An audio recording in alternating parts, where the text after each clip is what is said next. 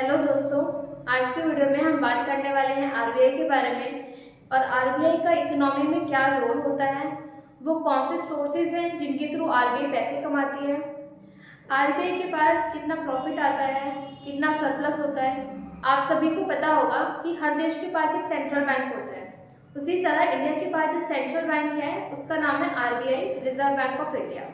अब आरबीआई की या फिर सेंट्रल बैंक का क्या रोल होता है एक देश के अंदर। आरबीआई का जो मेन रोल होता है एक इकोनॉमी के अंदर में, वो होता है इकोनॉमी को स्टेबिलिटी प्रोवाइड करने का, कि इकोनॉमी के अंदर में स्टेबिलिटी बनी रहे। अब जैसा आप सभी ने स्कूलों में पढ़ा होगा मॉनेटरी पॉलिसीज के बारे में, repo rate, reverse repo rate. इस तरह के कुछ इंस्ट्रूमेंट होते हैं जो आरबीआई यूज़ करती है इकोनॉमी को स्टेबिलिटी प्रोवाइड करने में।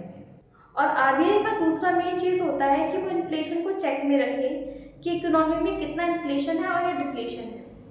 और आरबीआई का थर्ड काम होता है इकोनॉमी के अंदर में एक्सचेंज रेट को मैनेज करना और करेंसी को मैनेज करना। अब हम बात करेंगे कि आरबीआई के वो कौन से सोर्सेज हैं जिनके थ्रू वो पैसे कमाते हैं। आरबीआई का जो फर्स्ट सोर्स ऑफ इनकम है वो है सीनियरेज। अब सीनियरेज का क्या मतलब होता है? सीनियरेज का मतलब होता है difference between the face value and the production cost. Let's say कि आरबीआई 100 रुपए का नोट प्रिंट करती है इकोनॉमी के अंदर। अब उस 100 रुपए की जो फेस वैल्यू है वो है 100 रुपीज, और मान लेते हैं कि उस 100 रुपीज को प्रिंट करने की जो कॉस्ट आरबीआई को पड़ी है वो पड़ी है 3 रुपीज।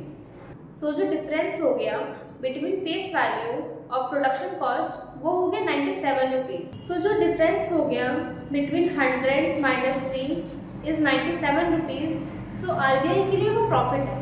उसके बाद जो कमर्शियल बैंक नोट्स लेंगे आरबीआई से वो एट अ फेस वैल्यू लेंगे, ना कि एट अ प्रोडक्शन कॉस्ट। अब जो सेकंड इनकम का सोर्स होता है आरबीआई का वो होता है उसके lending operation. RBI central bank, state bank और कमर्शियल बैंक सभी को लोन प्रोवाइड कराता है और उन लोन्स पे आरबीआई इंटरेस्ट अर्न करता है। और जो तीसरा तरीका है वो है फॉरेन इन्वेस्टमेंट्स।